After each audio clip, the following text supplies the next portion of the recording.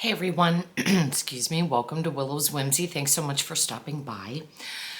This is my series. It's kind of like my story, but it's my story from a mental health perspective, so I'm not going to go into too much detail on things.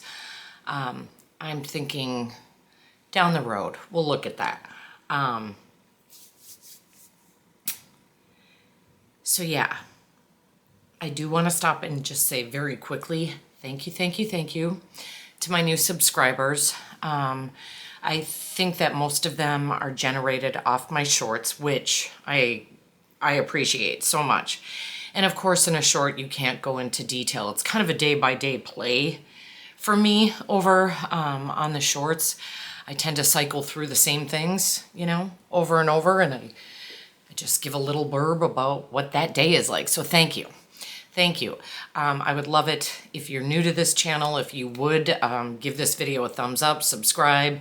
On the long form videos, I open to comments.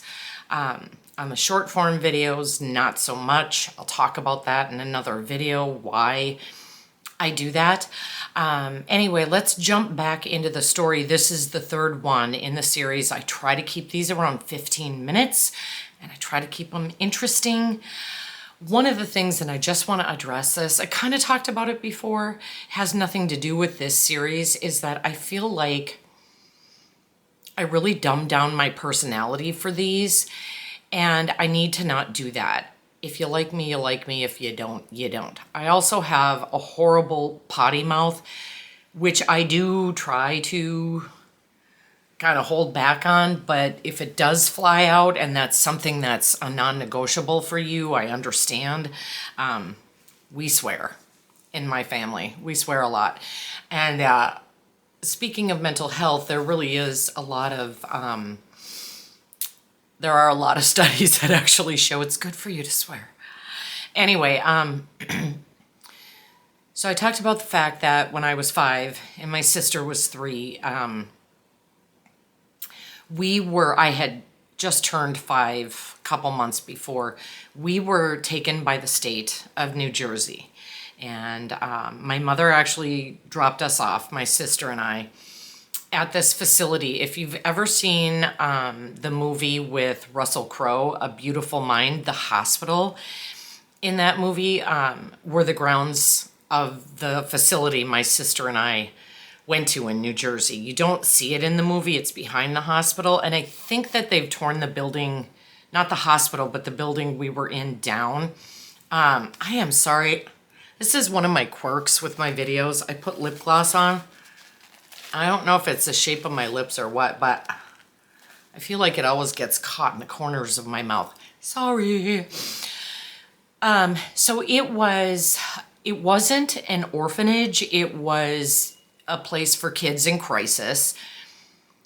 I don't know where I got this, but somewhere along the line, and I think maybe it was said to me there that the regular stay for children was about 2 weeks. I don't know if that means they ended up going into the foster care system from there, or their parents were able to figure out whatever, or family was able to figure out whatever. My sister and I were there for 2 months. The first thing I'm going to tell you, I mentioned we had chaos and we moved around a lot, and that causes disruption in a child's development, definitely. Insecurity, instability, those things. But we always had my mother, and to a much lesser degree, my father, because once they divorced the second time, we didn't see him nearly as much as we lived with my mother. And like I said, he was engaged in planning a wedding to, I call her my step monster. And so we just didn't see him a lot. And he opted, when the state took us from our mother, he opted not to take us. So he allowed us to be put in this facility. So even though there was all this unrest and turmoil and things like that, we had been with my mother.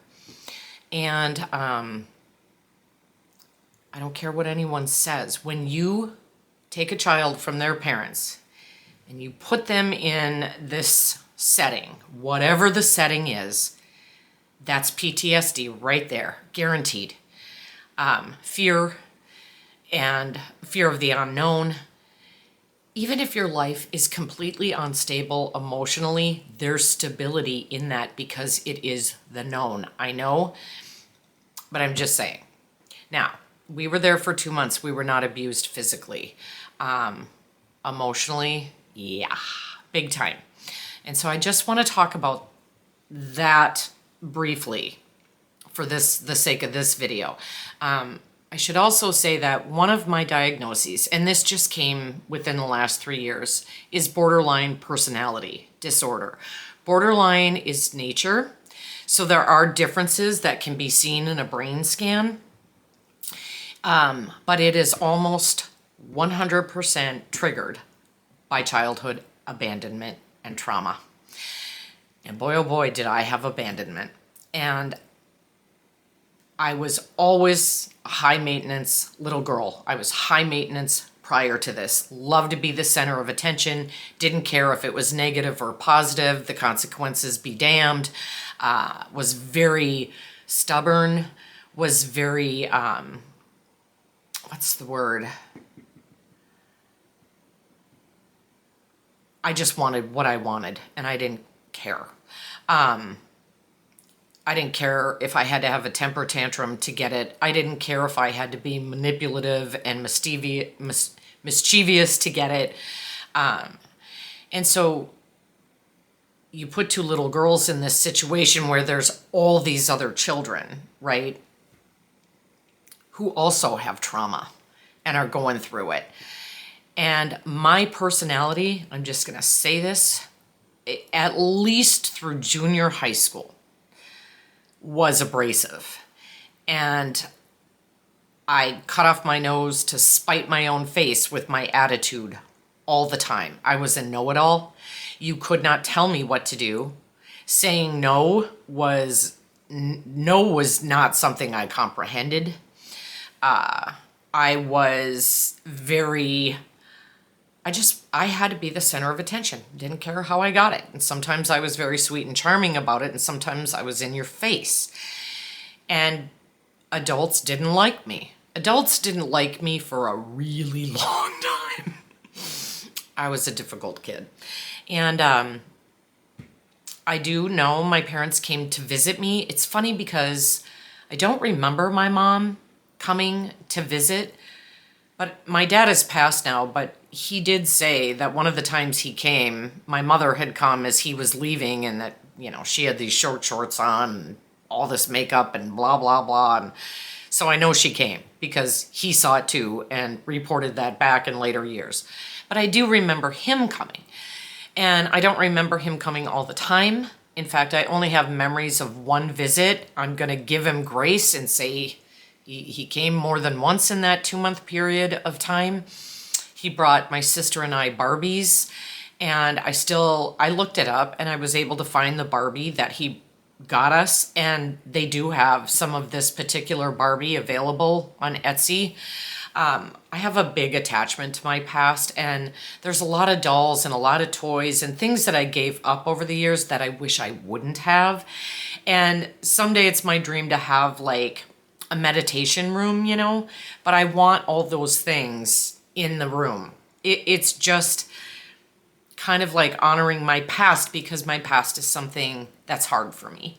And there were good things, and those Barbies were one of the good things. But as soon as my dad left, they took those Barbies and locked them up in a closet. We never saw them again. I also had a Snoopy that my aunt Tina had given me when I was a baby. Snoopy had been puked on, pooped on, loved on, probably raged on. He had gone to Minnesota with me the first time with my grandparents and come back. Like, Snoopy was everything. And so Snoopy, of course, came with me to this facility. Alls I remember is I woke up one morning and Snoopy was gone. I do not know who took him. I do not know why finding him was not made a priority. I just know Snoopy was gone, And that was my security blanket. And at that point, I remember feeling hopeless. Hopeless and fear for me are intolerable feelings. I don't deal well with them. So I became angry. And anger permeated everything through almost my entire life. And I still, even though I have worked very hard not to go there, anger for me is a luxury I can't afford.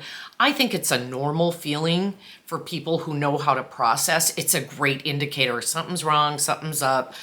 But for me, anger, I moved from fear to instant anger to almost instant rage. Like there was no processing of why am I angry? What is this? What I can now, but not then. And so as a result, that's why a lot of adults didn't like me. And I remember things like them telling us we were going to go swimming. And I was so excited. My sister and I were little fishies. We should have been born in the ocean, little mermaids, and loved to swim so much. Well, we get outside and I'm looking for the pool. Like, where's the pool? They hosed us down with garden hoses. And when I said, because I was outspoken, this isn't swimming, there's no pool here, they bonked me on the head and said, shut up, don't ruin it for the other kids. I'm very sensitive to, not so much anymore, but growing up incredibly sensitive to criticism, even if it was done kindly, that would send me into a rage too. And I knew I was right. It wasn't swimming. If you want to be completely technical, it wasn't swimming. And to tell a 5-year-old, shut up, you're ruining it for the other kids, all that did was cause more shame. As if I felt at 5 years old, you guys, I felt like a burden. I felt like I should have never been born. And that just furthered it. So many adults, I understand that kids like me are hard. So many adults never took the time to look past this attitude. And there were some who did, and we'll go into that as we progress. For the sake of this video, it's just this 2-month period of time. I hated that place. And it had, how some places, hospitals, nursing homes have a smell to them? It's like a clinical, cold, uninviting smell.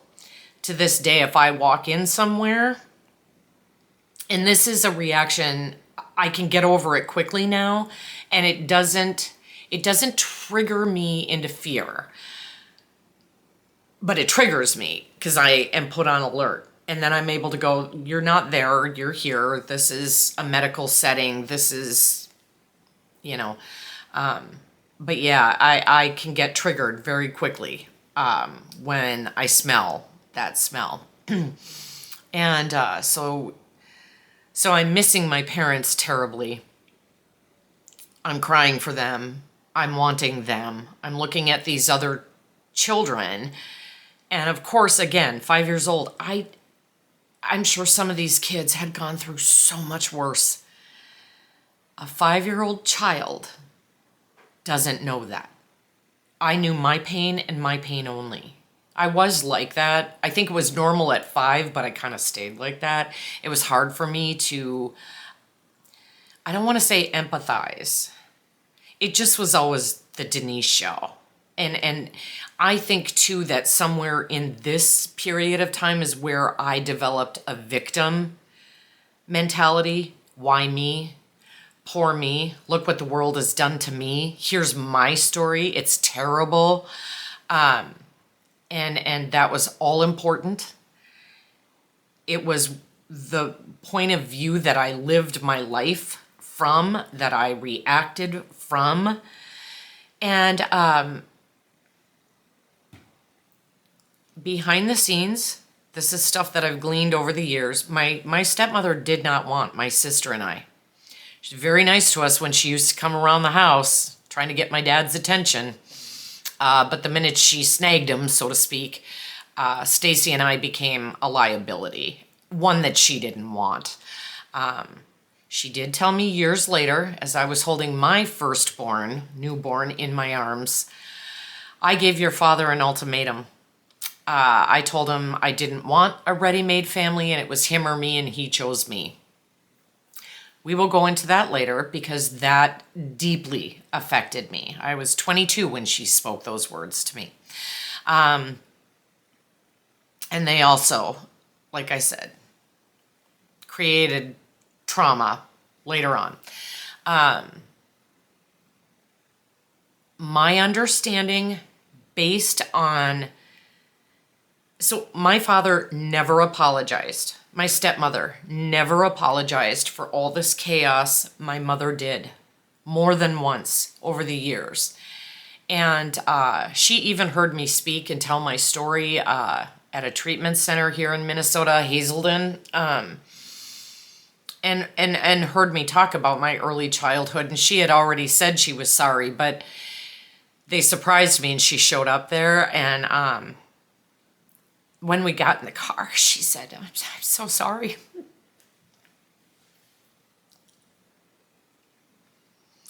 And my dad never did.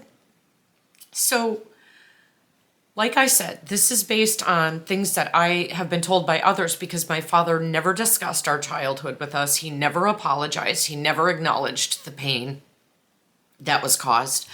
And some of the mental health things that were created. Again, going back to my stepmother, I have been told that she lies and says we were there for 2 weeks. Even if it was just 2 weeks, which it wasn't, it was 2 months, but 2 weeks is long enough to create PTSD and trauma and abandonment. And my understanding is she really wanted my father basically to give up all rights to us and put us in the system. In other words, foster care and or hopefully at some point adoption, but no responsibility for us whatsoever. And, you know, my dad would have let that happen, but what happened is my grandparents, I explained my family in the first video, so you can go back if you'd like. His dad, okay, so my grandpa, and then my grandpa's second wife who had adopted my dad, because my dad's mom died when he was 14. And then my grandfather remarried Helen, okay? So Helen was his adoptive mother, not just, like a stepmother.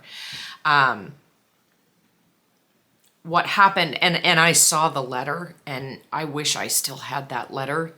It was given to me at my grandmother's 75th birthday party by one of her dear friends, but it was a letter that my grandmother had written to her friend saying, all these 2 little girls have ever had consistently is each other. And so to split them up and put them into the system doesn't make sense. I want them. And she has told us over the years, or told us, she's passed now, but she told us that, she had her son, my half-uncle Paul, very late in life. My grandmother was a Christian woman, and she married, I think she was 38 or so, and she went into her marriage unspoiled and had my half-uncle, so my dad's half-brother. My dad was 20 when he was born. And so he was born only 6 or 7 months ahead of me. And I think she was 42 when she had him. And she prayed. She prayed that she would have more children, but she couldn't. And she said, I wanted a little girl so badly. And she always says that God answered her prayers because he gave her 2. And my stepmother, from what I understand here again, multiple sources, she wasn't happy. She wasn't happy about that arrangement. She wanted us gone. Having my, step grandmother and my grandpa take us meant that there would be a connection.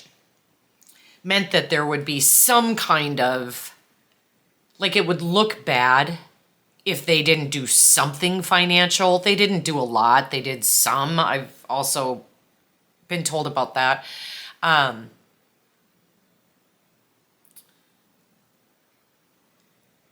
I didn't know this then, so that didn't affect me in any kind of way.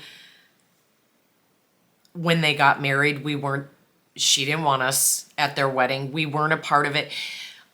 I have heard that she has said, why don't they just get over it? And I can't speak for my sister. Here's the thing. As an adult, you know, and especially in my younger years, I had so many friends who got into relationships and married men who had children from either a prior marriage or a prior relationship. And they did nothing but love them and accept them and treat them as their own. And if they went on to have their own children, that child was no different. So it was always hard for me to understand what makes a person so icky inside, you know, that they would give someone an ultimatum. Let's not talk about that anymore. My grandparents took us. They took us. And I still remember them coming to get us. And Paul was with them, my half-uncle. And my grandpa was driving my dad's car. It was a Beetle. It was a tan Beetle. And he kept screwing up the stick shift and we were stalling and it was really stressful. But I just remember being so relieved we were out of that place. And I'm sure I was an asshole that day. I'm sure I was telling all the kids, I get to go be with my grandparents. I get to leave this place. I'm sure. But all I can tell you is, as a child, I was so relieved. They were staying in a hotel.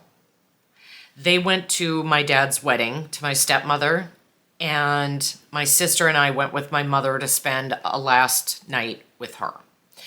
And I remember my dad coming to the hotel the next day because we were getting on a plane to move to Minnesota. And I remember the heartbreak. I didn't want to leave him. I immediately, when we got on the plane, was an asshole because I never learned how to process feelings or talk about them. I got angry, and so I was an asshole. On the plane, I remember coming back, getting to the house in Minnesota. It was a different one than the one we lived in the first time, so exploring that. And I'm going to stop there, and we'll just jump in again next time. So I do want to thank all of you so much for watching this entire video. I hope it wasn't too long. Could you give it a thumbs up? Subscribe to my channel, hit the notification bell so you always know when I upload a new video. This is not the only series I do on this channel. And comment if you'd like to. I would really appreciate that. Thank you so much, you guys, and I'll see you next week.